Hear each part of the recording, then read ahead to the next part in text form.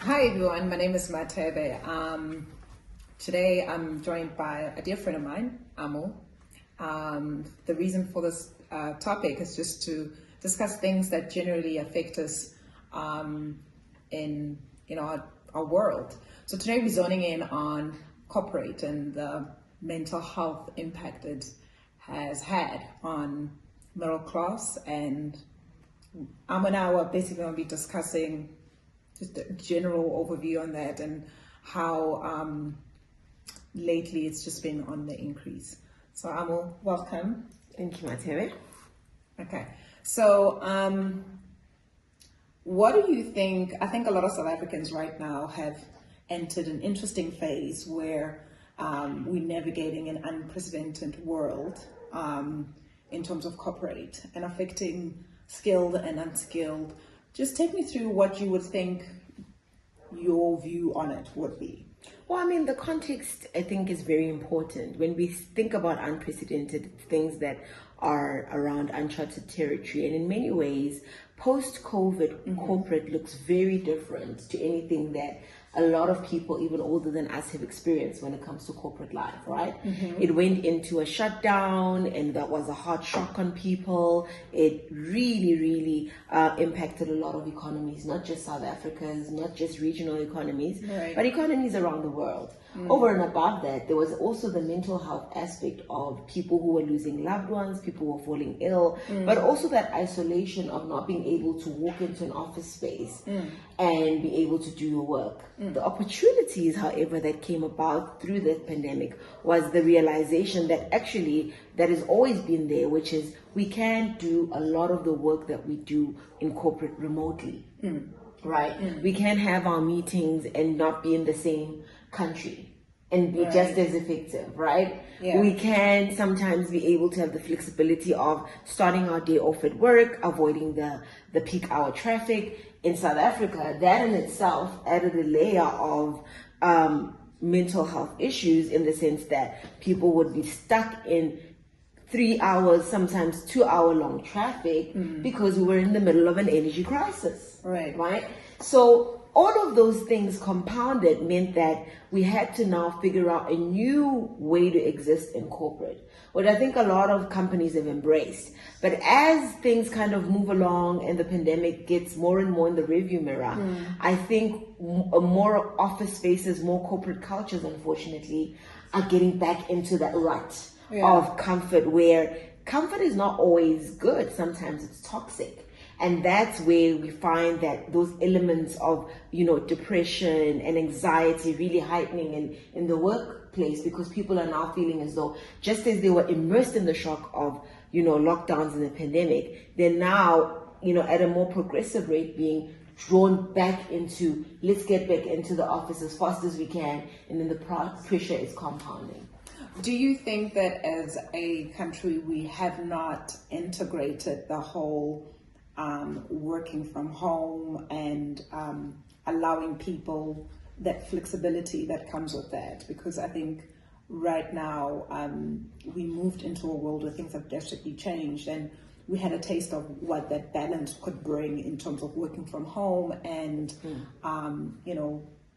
transitioning to like full back on sitting in traffic and being in that workspace. What's your take on that? I mean, we have to be realistic. A lot of corporates go into business to make what? A profit. Right. And if they've got capital investments in terms of office spaces, buildings that they've bought into or rented out or have protracted leases, they have to figure out how to navigate that space. And if they can't get themselves out of that particular, capital strong kind of investment, the best thing to do is to tell your human resource component, come back and utilize this resource. And I think that's where a lot of companies find themselves, is that they want to have a flexible culture, but they also want to have a culture of accountability. And they also want to have a culture of making sure that the numbers make sense. If you can't dispose of this building where it can be transformed into something else that can be of use in terms of business or economic value, then the next best thing for you to do is to do the top-down approach and say, hey, command and control, we're going back into the office more days. You guys need to come back, occupy these spaces. Have corporates done enough to prepare people for that transition? To be honest with you, I'm not sure. You know, I don't know. What do you think? What needs to be done? Or how could that transition have been handled in a way that's also not coming towards middle class people who are already stressed about, you know, the pinch of the purse, given interest rates and inflation and all the compounding factors that are facing economies? How could corporates have tailored that in a way that's not shock and awe, and that's more intrinsic of how people have started to cultivate their work-life balance? Well, from a commerce perspective, obviously it makes sense to have, I mean, they're leasing out a building, but we're at an interesting pivotal right now, I think globally, in terms of trying to incorporate the human element into it, where people have the flexibility in terms of working from home and obviously going back to the office.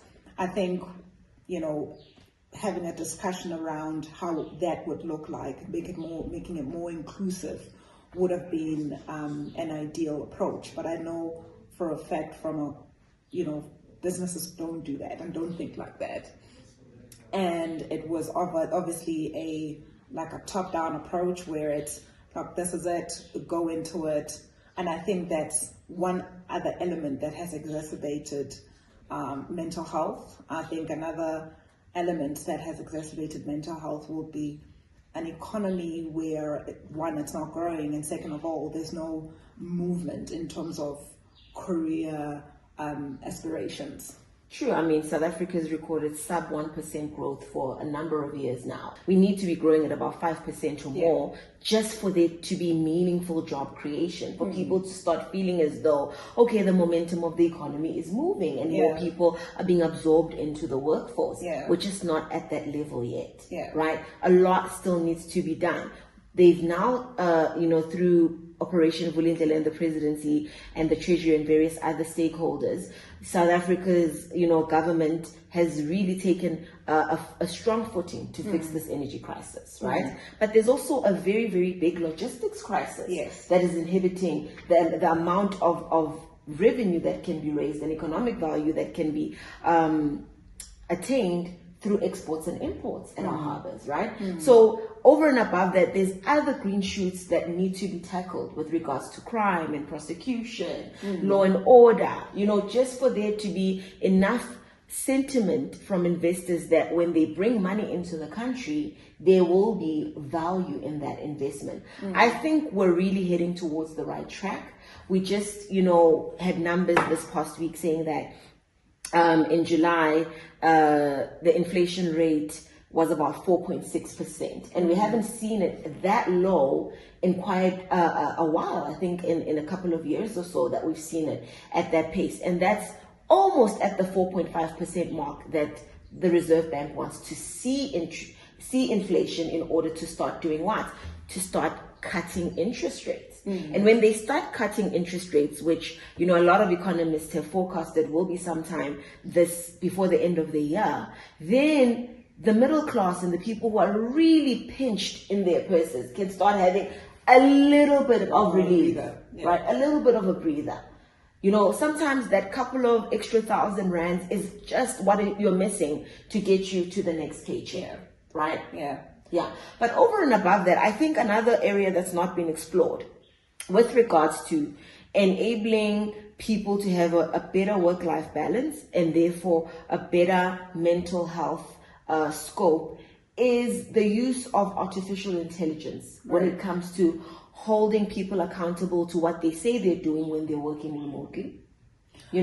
People want people in the office because they want to see that they're actually doing their job. But there's so much technology out there that can help with tracking and tracing what your employee is doing on a daily basis. So just to press on that now, then my floating question would be how are they doing it in other markets globally, where if we still lagging behind at that level, then how are other markets doing it where you have fully remote roles?